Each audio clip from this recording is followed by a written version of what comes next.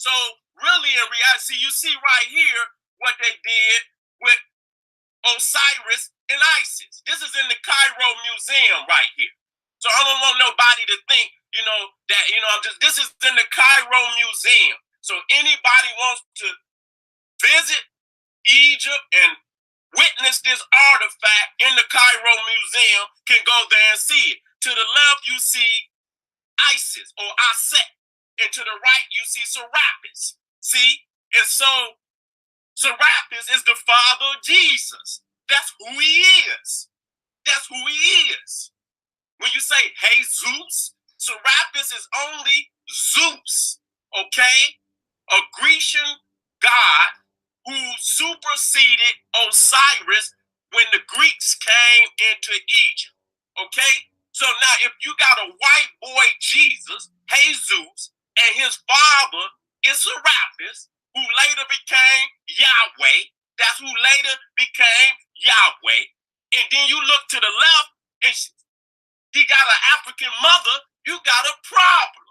Because you got a white Serapis father, you got a white son in Jesus, and then you over here with a woolly head, look at her hair, a woolly-headed African woman, you got a problem, okay? You have a problem. So Serapis is Yahweh, Jesus is Heru, and Mary, Aset, became Mary. So they was in the same predicament here when they changed Tut to this white boy. Okay, same here. They changed Heru to the white boy Jesus. But you still got an African mama and an African daddy. How you gonna work that? So they started with Nefer Sleepy, okay? Nefer Sleepy, and the same as they changed the goddess Aset to Mary. Okay, they was in the same predicament. Now, we're looking at phorcenic facial reconstruction. This is very powerful right here. I want you to sit down and I want y'all to go behind me and do this research. Okay? Now, this is from the Smithsonian in DC, National Museum of Natural History. And they're discussing phorcenic facial reconstruction. So they're showing you right here, anthropologist, a phorcenic anthropologist, recreating a face from a skull, okay? But there is some limitations, very, adamant limitations to trying to recreate a face from just a skull, okay? Most of the time, you have to have a template. What is a template? A photo. They're not just going off of that skull, okay? And if they don't have any photo or carving or original or statue from an ancient time, then they are making that shit up all together, okay? Because this is the limitations coming from the Smithsonian. You can look it up, National Museum of Natural History. See, it says the finished product only approximate actual appearance. Do you hear what they said? Only approximate actual appearance because the cranium does not reflect soft tissue detail. What is that?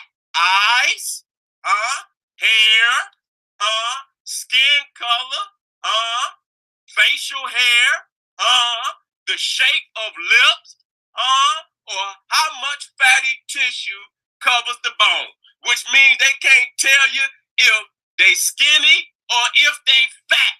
They can't tell you how much fatty tissue is on the face, okay? So it says, a facial reconstruction can put a name on an unidentified body in a modern phorcenic case or in an archaeological investigation, a face on history, okay? So they, right there, when you look at Nefer Sleepy, already you can tell, you should know that she created the lips as she wanted to. She created the skin tone as she wanted to. Okay, she didn't show you the hair. She didn't show you the hair. Okay, she created the eyes as she wanted to. And I'm gonna get down to the nitty gritty. Okay, number one, Akhenaten and Nefertiti's tomb and bodies was never found, ever. So ask yourself, or ask Elizabeth Dane, I am asking her, what skull did she use to recreate that face? She didn't even have a skull to even use because Akhenaten and Nefertiti's tomb and bodies have never been found. That's key.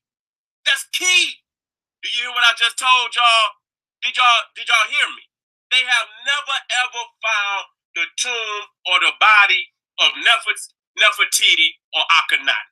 So that recreation, that fake ass recreation right there is totally made up in the mind of European people. Okay? Let me keep it moving. This is author Jennifer Chase. She's a criminologist. Okay, and she recreates facial reconstruction on skulls in criminal cases, cold cases, people have never been found, this, that, and the third. This is what she says. There are limitations to facial reconstruction by the artist and sculptor. What did she say? There are limitations. What is the limitation? The hair color, hairstyles, which she should have said hair texture, but she didn't want to say that. The hair color, hair texture, facial expression, shape of lips, and eye color, and how much fat of soft tissue areas are generalized guesses. Did you hear that? Did you hear that? Now we dropping science today.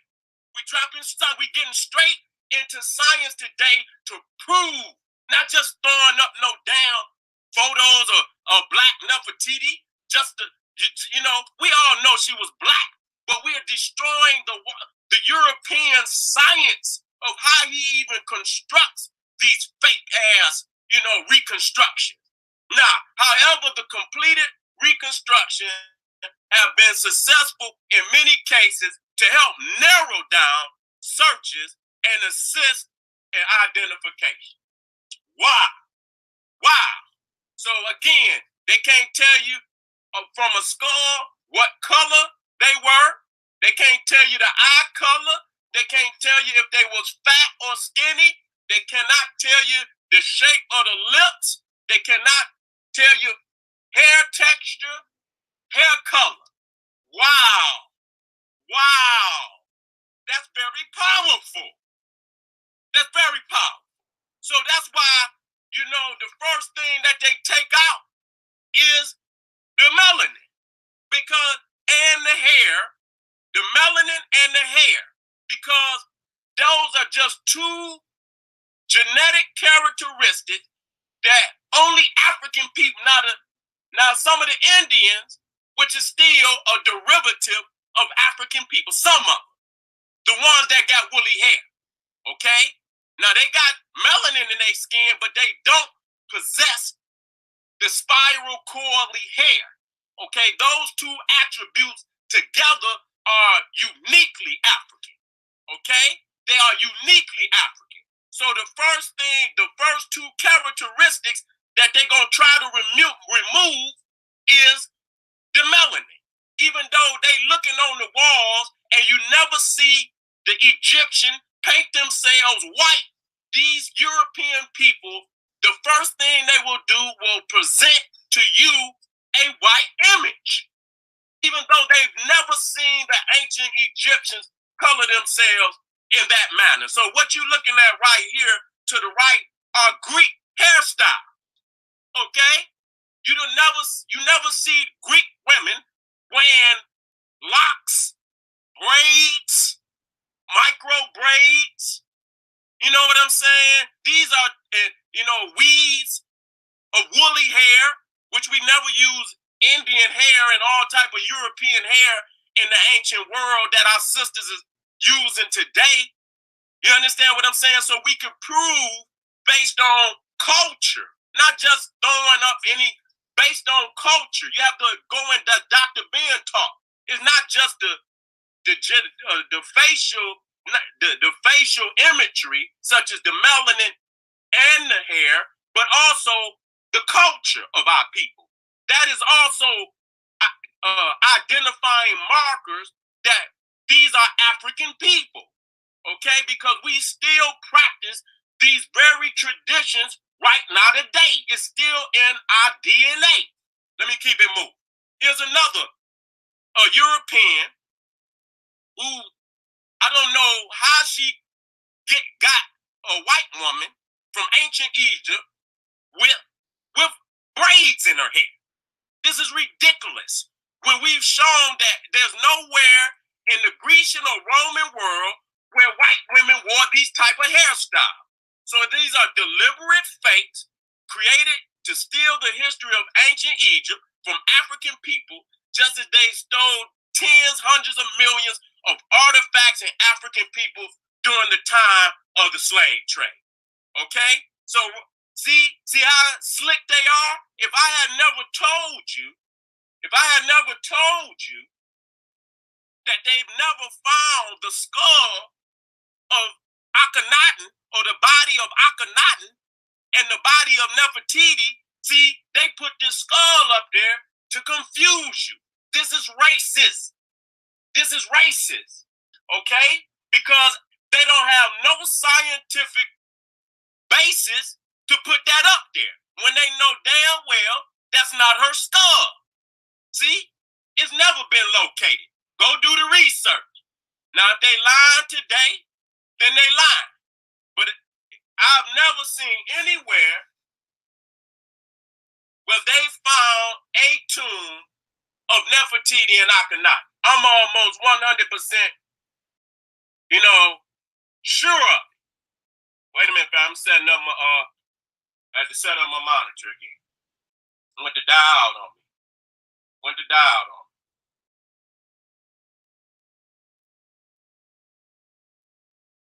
All right. Okay.